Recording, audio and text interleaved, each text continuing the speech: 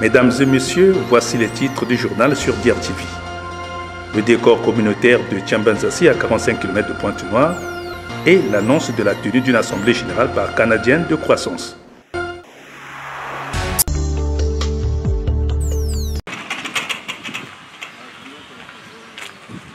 Philippe Walesa et Robert Loufoua, respectivement, président, directeur général et directrice du siège de Pointe-Noire de Canadienne de Croissance, ont été reçus vendredi 25 mai 2018 par la rédaction d'IRTV. But de leur visite à Digital Radio Télévision, annoncer aux Pontenegrin la tenue ce samedi 26 mai 2018 de l'Assemblée générale constitutive de la coopérative financière du Canadien de Croissance Congo à 9h précises au mess mix de garnison. Le 7 avril 2018, nous avions tenu une campagne de sensibilisation, c'était à l'école primaire Jean-Félix Sekaya. Là où on montrait aux gens que la situation économique est difficile, c'est bien vrai, mais c'est dans la souffrance qu'on peut émerger, qu'on peut connaître une vraie prospérité. Nous avons dénoncé le fait que la plupart des banques qui sont ici sont des banques de dépôt, elles ne sont pas des banques d'affaires. Nous devons les contraindre à se projeter dans la durée, de manière à ce que les gens, disons les clients puissent en bénéficier, parce que les taux d'intérêt qui sont pratiqués sont très élevés et rendent les gens des esclaves économiques à jamais. Et la formule qu'on avait trouvée, c'était d'aller vers une coopérative financière. Alors demain, samedi, le 26, au mess mix garnison, à 9h, nous allons maintenant jeter la base de la coopérative financière, qui doit rester des droits congolais quand même. Et pour cela, ce sont les gens qui doivent obtenir des services de cette coopérative-là qui doivent en devenir membres. Alors, demain, c'est cette grande assemblée générale qui va permettre à ce qu'on décide de l'avenir des gens dans le domaine économique, dans le domaine social, de façon à ce qu'on crée cette richesse-là. Finalement, qu'on la partage, parce que c'est faux quand les gens pensent que le vrai argent est celui qui vient d'ailleurs. Nous voulons démontrer que le vrai argent se trouve au Congo, mais il faut une bonne organisation. Avec les moyens que nous avons, nous allons les mettre ensemble pour que les gens connaissent la prospérité dans le domaine agricole, dans le domaine commercial, dans le domaine des transformations, dans tous les domaines de la vie, parce que c'est le temps qu'il fallait que les Congolais se réveillent ensemble avec les spectacles étrangers canadiens, qu'on aille vers de l'avant, qu'on se prenne en charge, au lieu d'attendre le temps de l'État, au lieu de tourner vers l'État, c'est le moment ou jamais que nous-mêmes, nous devons le faire pour assumer notre avenir de demain. Sont conviés à cette Assemblée générale constitutive les opérateurs économiques, les agriculteurs, les pêcheurs, les commerçants, les industriels, les diplômés sans emploi, les retraités, bref, la liste n'étant pas exhaustive. On rappelle, Canadienne de Croissance est spécialisée dans la microéconomie depuis 17 ans et est basée à Montréal, au Canada. Elle entraîne les couches sociales vulnérables vers la prospérité à travers l'octroi des crédits au moyen de la solvabilité. Par ailleurs, le taux de remboursement est fixé à peine à 3% selon la durée et la nature du projet. À Dolizy, Loudima, Oyo et d'autres localités, la coopérative financière de Canadiens de Croissance Congo a déjà tenu ses assemblées générales constitutives.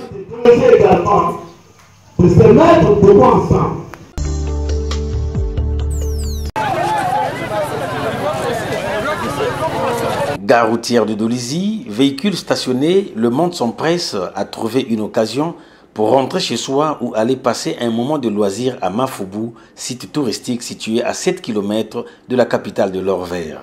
Ici, ce pont naturel reliant les deux côtés du site sert visiblement à la traversée des piétons. Ce site situé sur la nationale numéro 1 après la société Asia Congo Sarl est environné de cette rivière qui reçoit les visiteurs pour des éventuels exercices de la natation traditionnelle.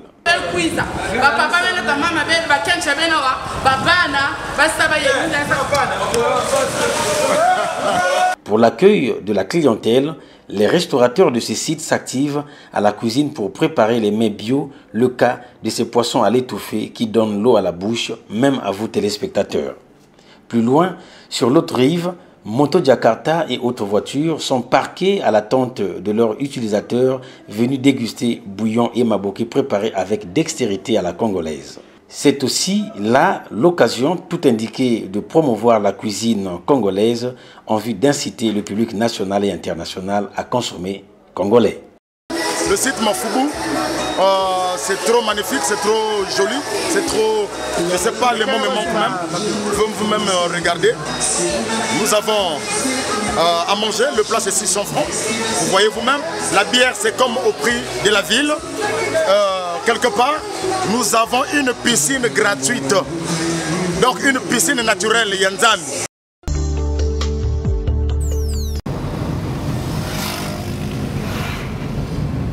À 45 km de Pointe-Noire est située la communauté urbaine de Tiambanzassi, sous-préfecture peuplée de près de 250 000 habitants, qui s'étend aux abords de la route nationale numéro 4, à l'entrée de la ville jusqu'à la limite frontière Congo-Angola. Une communauté urbaine à 5 km de l'océan Atlantique, à l'ouest du siège de la sous-préfecture, dominée par la présence remarquable de ses quartiers populaires. Progressivement se modernise cette bourgade convertie en une cité urbaine moderne, occasionnée par la concentration d'une population cosmopolite, greffée par l'installation des symboles de l'État, donnant naissance à cette urbanisation qui prend corps aux yeux du citoyen de Tiambanzassi. Le marché domanial, construit pour la relance des activités socio-économiques à vocation commerciale et agricole, l'hôtel de la jeunesse pour une nouvelle approche pédagogique d'une éducation sans déviance de la couche juvénile, le lycée d'enseignement général Jean-Baptiste Atuluta, dans la formation des élites pour les cadres de demain. Le siège de sa sous-préfecture, poumon central de l'autorité de l'État, gère au quotidien les affaires structurelles administratives. Sa zone frontalière, séparant le Congo à l'Angola, était avant la crise économique que traversent les deux États, la plateforme du flux migratoire et d'immigration aux recettes financières à l'avantage des deux frontières. Un nouveau visage qui tend progressivement à changer le décor communautaire de Tiambanzassi, pour devenir dans un futur immédiat le 7e arrondissement de Pointe-Noire.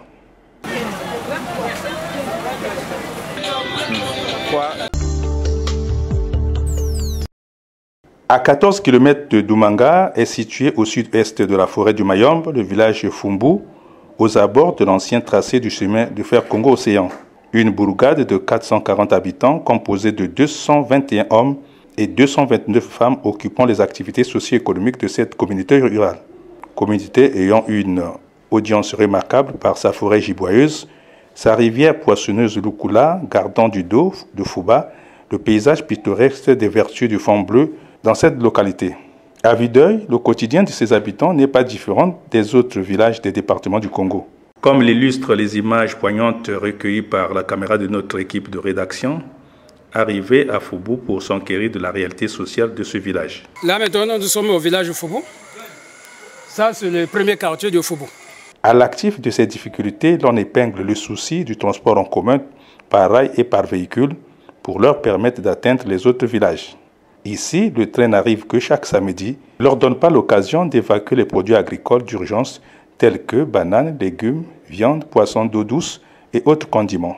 Produits agricoles qui devaient approvisionner les marchés des départements du Kuli et du Nyari, Foubou, grenier agricole de la périphérie du village d'Oumanga, sollicite une attention bienveillante des autorités pour satisfaire les attentes d'urgence de ces populations enfouies dans les profondeurs du massif forestier.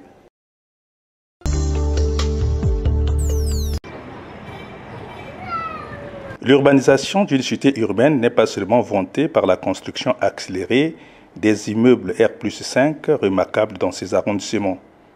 Ils font certes la beauté aux yeux des touristes qui gardent un souvenir de marque d'une ville, d'un département visité. Autant d'immeubles pour la beauté d'une ville réclame-t-on, l'on donne l'impression que ce vœu reste une priorité pour faire valoir le fin urbain. Des thèses qui justifient la mort des villes congolaises, dominées par l'incivisme constaté dans le manque d'entretien ou de curage régulier des caniveaux de leur voirie urbaine. Des caniveaux construits souvent à la va-vite, étroits, profonds, laissés à ciel ouvert, sans dalle de sécurité, causant pendant des pluies diluviennes des accidents de circulation aux piétons à la recherche d'une voie d'accès sur la chaussée. Certains laissés à ciel ouvert, d'autres envahis par les hautes herbes visibles aux yeux de tous. Dans les villes des départements où les deux acteurs de la gestion urbaine se rivalisent, dans l'hygiène et l'assainissement des espaces urbains. L'autorité et le citoyen, maillon d'une chaîne de développement d'une ville, doivent prendre les initiatives concertées pour donner un sens à l'urbanisation des caniveaux et collecteurs des voiries urbaines.